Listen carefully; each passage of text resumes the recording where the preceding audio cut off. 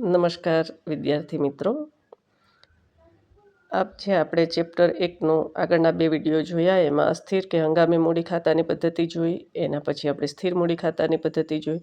આજે આપણે નફા નુકસાન ફાળવણી ખાતા વિશે અભ્યાસ કરશું.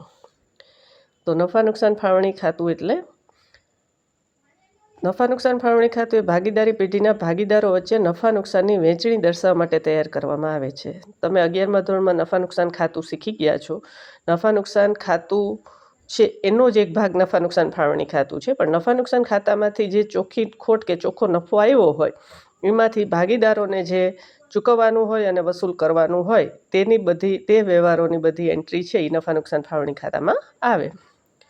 તો આપણે જોઈએ તો નફા નુકસાન ફાળવણી ખાતું એ ભાગીદારી પેઢીના ભાગીદારો વચ્ચે નફા નુકસાનની વહેંચણી દર્શાવવા માટે તૈયાર કરવામાં આવતું એક વિશિષ્ટ ખાતું છે. આ ખાતાને નફા નુકસાન વહેંચણી ખાતાના નામે પણ ઓળખવામાં આવે છે.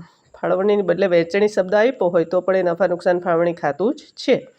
નફા નુકસાન ફાળવણી ખાતું એ નફા નુકસાન ખાતાનો જ એક ભાગ છે અને નફા નુકસાન ખાતું બનાવ્યા પછી જ બનાવાય છે.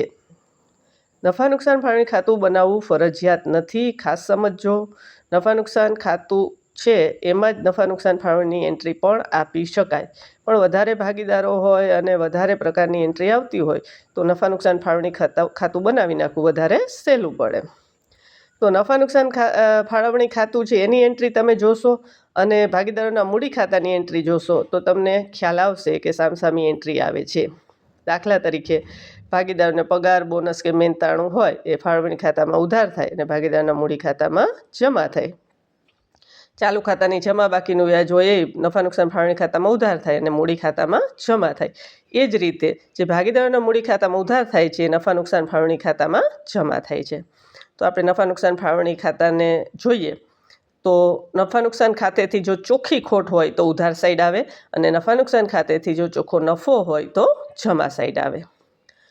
તો નફા નુકસાન ફાળવણી ખાતામાં ઉધાર શું આવે? તો જે કાંઈ વ્યવહારોમાં ભાગીદારોને ચૂકવવાનું હોય એ બધું ઉધાર સાઈડ આવે.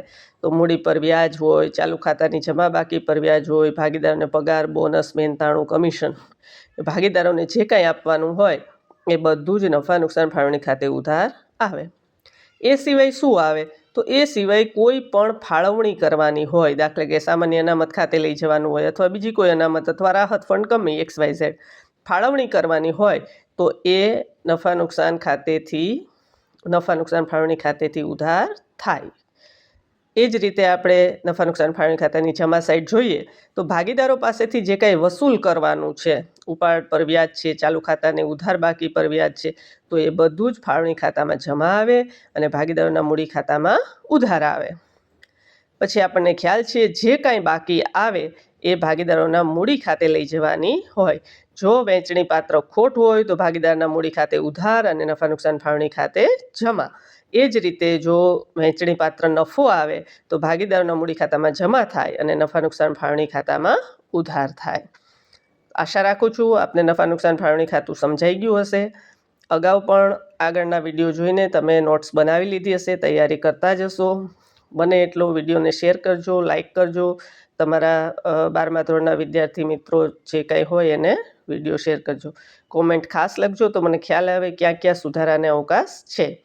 12મા ધોરણની બોર્ડની પરીક્ષા માટે અત્યારથી જ આપ સૌને ખૂબ ખૂબ શુભેચ્છા. ખૂબ ખૂબ મહેનત કરો અને ખૂબ સરસ રીતે પરીક્ષા પાસ કરો. તો આજે અહીં સુધી રાખીએ છીએ. નવા વિડીયોમાં પાછા મળીશું. અહીં સુધી રાખીએ. અસ્તુ.